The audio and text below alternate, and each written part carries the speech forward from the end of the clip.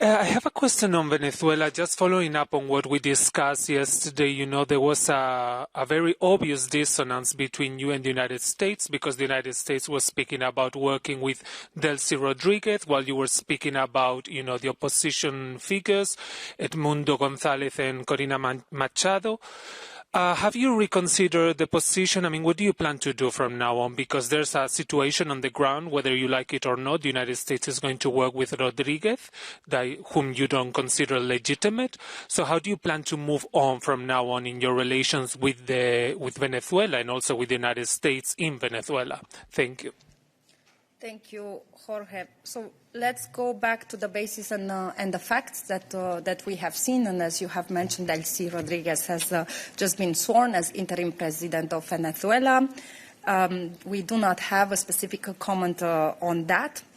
What we have reiterated, and I'm happy to recall it again, is that the authorities in Venezuela, they derive their mandate from an electoral process that failed to respect the will of the people for democratic change.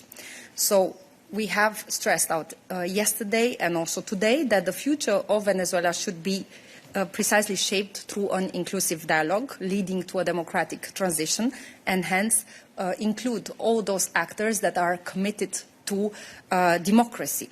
And this include the figures of the democratically elected opposition leaders.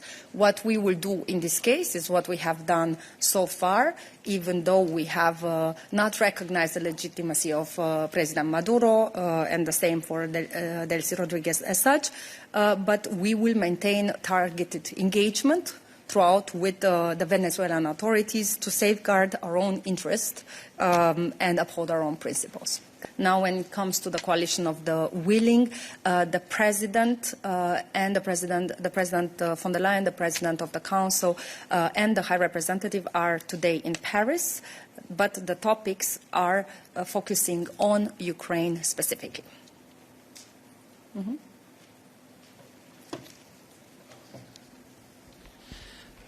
On the meeting in Paris, since the President of the Commission and the High Rep will be represented, and also a representative of the U.S. administration will be there, do you think that this could be an opportunity to exchange with the U.S.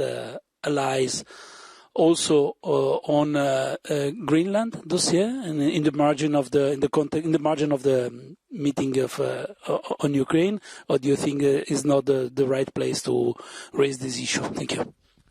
So the focus of the discussion is about a just and lasting peace for Ukraine, and also how we advance our contribution for the security guarantees.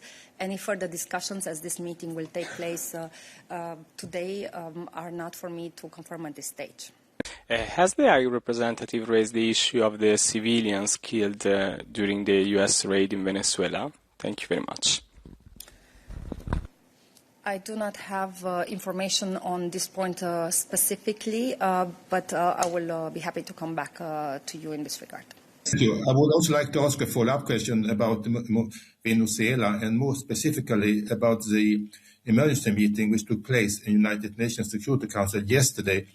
It seems that the EU member states that are members of the Security Council didn't speak with one voice. I mean, thinking about Spain, France, Denmark and Latvia, and to some extent, I think, deviated from the EU statement which we talked about yesterday, which was issued by High Representative Callas on behalf of all 26 member states, with the exception of Hungary, I think. Do you have any comment on that? I think the U26 statement is very clear in this regard, and thank you for the opportunity of reiterating it once more. One of the key elements of the statement, which says that the principles of international law and the UN Charter must be upheld, and also members of the United Nations Security Council, they have a particular role and responsibility to uphold these principles as a pillar of international security. And once more, the EU has stated that Nicolás Maduro lacks the legitimacy of a democratically elected president, and pointed out to the right of the Venezuelan people to determine their future. I would like to come back to another question about territorial integrity that relates to a statement by the Action Service just before New Year about Israel's recognition of Somaliland.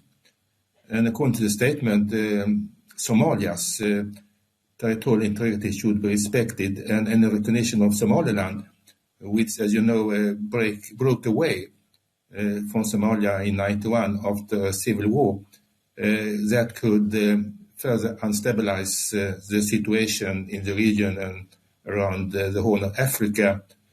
I would like to ask you for clarification, because this statement seems, I think, to contradict the reality on the ground, where is, on the contrary, the situation in Somalia, which is very unstable and which, as you know, is dominated by a terrorist organization, Al-Shabaab, and also with EU's own policy and previous statements about the democratic development in Somalia. And I'm referring to election observers mission back in 2007, where EU and member states were very satisfied with those elections.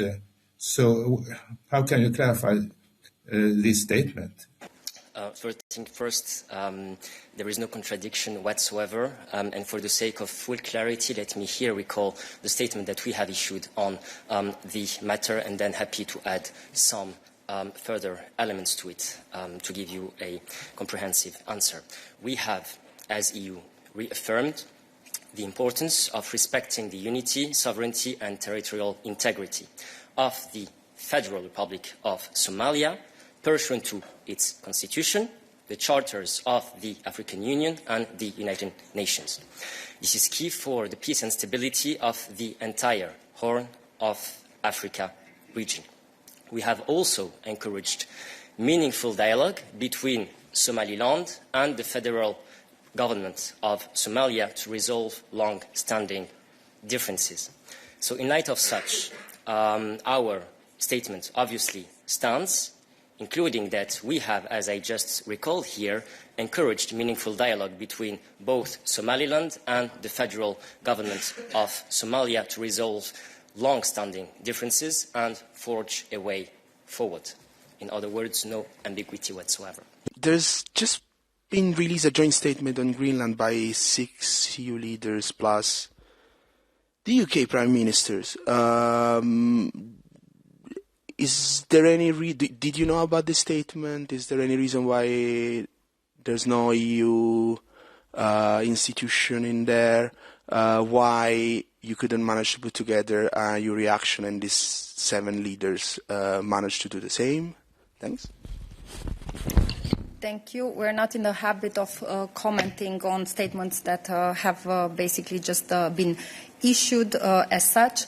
But when it comes to our principles, they are very clear. They have been made very clear when it comes to our support to the territorial integrity of Greenland, when it comes to the need to work together with our allies, with US, to ensure the support and security throughout in the Arctic region. And in this regard, US is an essential partner.